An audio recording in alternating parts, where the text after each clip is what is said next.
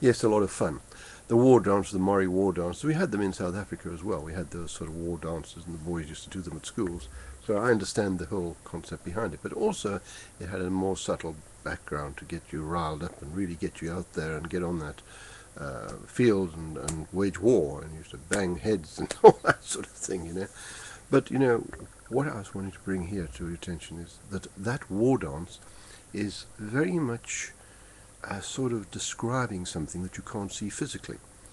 And at the present moment, if we see what happened with the Americans, where they've lost 13 men today, which is the 6th of November, and of course the British who lost 5 people yesterday, that's a total of 18 people that we've lost because men hit us. Now, that particular war dance there shows something of an attitude of war, which is an attitude of hatred towards the opposition. And although it isn't that in that thing, it is just a demonstration. But in its real form, that's what it means. That's what we're seeing from the Islamic world towards us. And to have gone off and had those instructions given and have those men killed is very much like that. Now, whether you like it or not, that is what has gone on. I mean, 18 people have been killed. 18 men who fight for the West to hold the front line have been killed by treacherous actions within their own operation. And that is because the government has this policy of not recognizing that there is a problem within the Islamic world. Even Ayatollah Khomeini said, that those people who do not recognize that Islam is a aggressive, warlike belief or religion, he said they're ignorant. They've not read the Quran. Then he went on to say, because there are many hundreds of verses authorizing this and injuncting it on those people.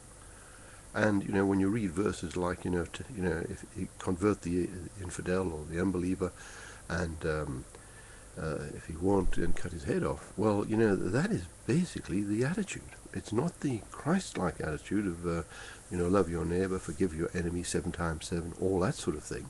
It is a completely different attitude of mind. It is a conquering, warlike religion.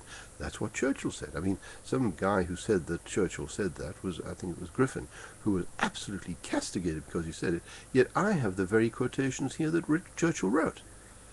It's just ignorance on people's behalf that they haven't read that. It's got nothing to do with the fact he hasn't written it and he didn't say it. He did say it. I've got the quotations here.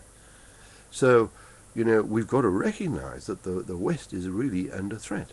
And to mix these people up like this, and you're asking a Christian army to go and fight with Muslim officers, for goodness sake, have we left our minds behind? Because, as I say, when I was younger, and I had businesses, I had to go through those madrasas, a lot of them.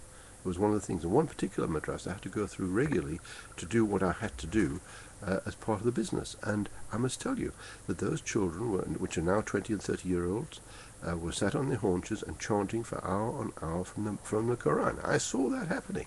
And I remember stopping and thinking, this could result in a lot of trouble. Well, we now see it today. That is what we're seeing as people. We're seeing the result of this brainwashes and mindless way of carrying on. And our leaders are leading us down the wrong road. And they're leading our armies down the wrong road, thinking they can mix fire and water like this. And that is exactly what's going on. Now, this is not racism, because Islam is supposed to be a inclusive religion. I'm just stating a fact, what I observed and what I see. And if they don't like that, well, that's just tough. Thank you very much. By the way, that is what you want to do if you contact us. Thank you.